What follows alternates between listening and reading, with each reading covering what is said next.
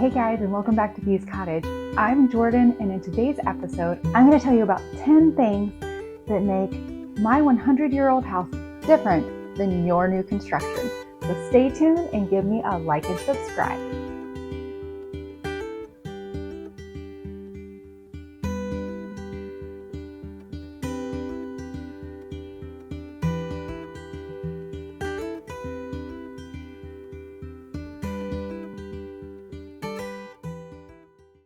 In today's episode, I wanted to focus on some of the unique characteristics of Bee's Cottage in particular.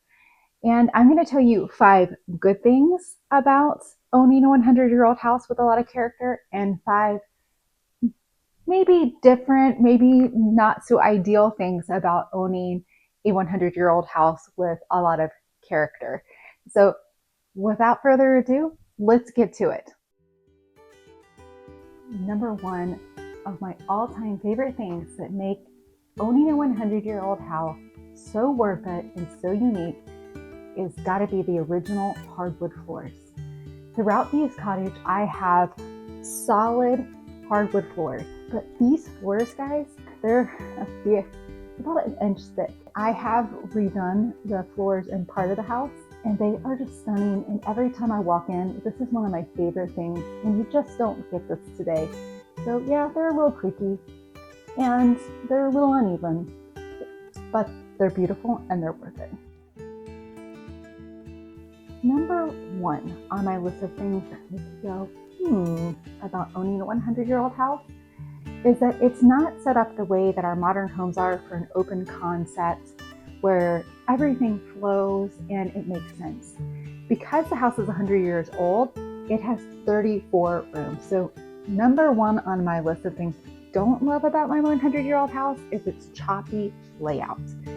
You'll see as I do tours in the future that sometimes you can get a little turned around in Bee's Cottage, and that's because as the house was added onto, they added more space but didn't necessarily think about the flow. So part of my job as the new owner and protector of this home is to try and make sense of that again and make it more useful for everyday purposes so it serves a nice long lifespan. One of my favorite things about Bee's Cottage and about owning a historic home is the things that you just will never find in a new construction home. And this original limestone fireplace for me is one of the unique things about Bee's Cottage that just adds so much character and charm. Limestone here in Florida is an incredibly common natural rock, and you can see the original wood beam that ran across the mantle. And to me, just having this little touch of history that's always going to be here, always going to be particular to this home, and it's never going to be recreated in another home. This is what makes owning a historic home really special. And did I mention it's wood burning?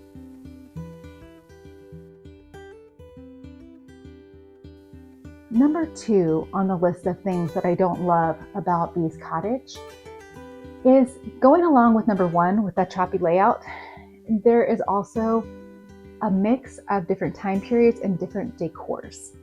When I first purchased Bee's Cottage, it became very overwhelming in those first few weeks because I would look around and see designs from the 1920s, the 1950s, the 1970s, the 1980s, 90s, 2000s. It was a hodgepodge, and I had to very quickly just make a decision about where I was going to lean in and start moving in a certain direction in order to do the design work and start making things come together as one house instead of one house that has 5 different eras associated with it, and still somehow honor the history of the home. So that's where I made the decision, because of some of the unique things about Bee's Cottage being renovated initially by Beatrice and Christian from France. They inadvertently added a lot of French touches to the home. So in doing that allowed me to say, okay, if I can hone in around a very Parisian French country, even chateau-like style in the home, I am going to be able to make sense of this. Even though there's different eras, I can bring everything together under one cohesive design style and then make sense of this hodgepodge of decor that I have going on. So that's my plan for Bee's Cottage, and why you'll see so many things that I'm doing. I'm looking at images or references for plants. Number 3 are my things that I love about Bee's Cottage that I just don't think a lot of newer homes have, is an abundance of natural light. Both the way that the home was originally constructed in the 1920s and the way that Beatrice and Christian renovated the home, there are a ton of windows in this house. Actually, if you really look at the layout, there's only one space in the entire house of the interior that does not have any windows. Every other room or space in the house has window access, which means no matter what time of day it is, I get tons of natural light, especially here in the kitchen area. Just the view and just that feeling like you're always a part of nature. From no matter where you are in the house, you have this view of the outdoors. It's stunning, and I really do appreciate that about Bee's Cottage. Number 3 on my list of things I don't love, and this is, you can make a strong argument that this could actually be my number 1, but because of the scope of the other 2, we're going to keep those in their current slots. The number 3 on my list is the fact that my master bedroom in the downstairs is actually plumbed and wired for a kitchen. That's because when Christian and Beatrice owned the house, at one point they had thought of using the master suite, that I call the master suite, as a studio apartment and renting the rest of the house. So in order to accommodate a stove and a sink and all of those things, they had everything wired and plumbed, and they had everything set up for a vent to be able to get smoke out of the room when they were cooking. That means on the exterior of the house, I also have a hole, a nook that is there. So I don't love this right now because of those pipes. The space is just dead space in the room.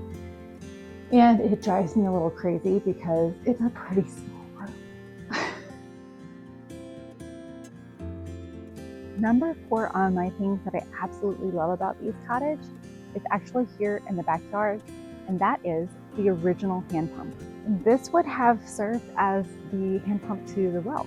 And so I get asked all the time if this actually works, and it no longer is operable. But it is such a cool original feature of the house, and it really just shows the age of the home, that they were not on city water originally. They were not, they were not having all this original plumbing that we have today that was added to the house. And the bathrooms that we see probably worked a lot different than what we have currently in the house. The other cool things that I found outside are horse ties. And in 1924, not everybody would have had a car. So I have 2 original horse ties, and horse ties would have been used and placed in the front of the house. And the owner of the house probably would have had something in the back for a horse. But if guests came and they rode a horse, they would tie the horse to a horse tie and leave the horse in the front yard. So I have 2, and the location of this property indicates that, hey, it probably would have been built first, and maybe whoever lived here saw more guests. So having 2 horse ties makes sense. Number 4 on the things that I don't necessarily love about my 100-year-old house. So it's not that I don't love it, it's just that I don't really understand it. And maybe if I understood it, I could do more with it. I am in the side entry, which is the entry that I use to come and go in the house. And you can see here, in the middle of the wall is a nook of some sort. And I actually uncovered this after I purchased the house. There was a big piece of furniture that was here when I initially purchased, so I didn't know that this was even here. And as I started moving furniture out to begin renovating the home, I found this. And you can see it's very deep.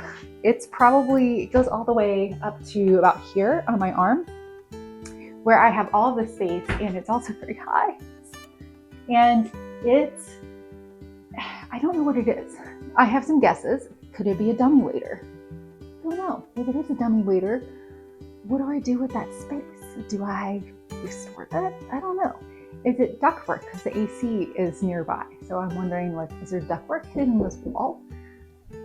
Maybe, potentially. Was it just a laundry chute? Maybe this was the way that they got laundry from the upstairs to the downstairs, and it's just an empty cavern. I really don't know. And even if it was any of those things, part of me is like, why did we leave it? Why did we just box it in? What was it ever used for?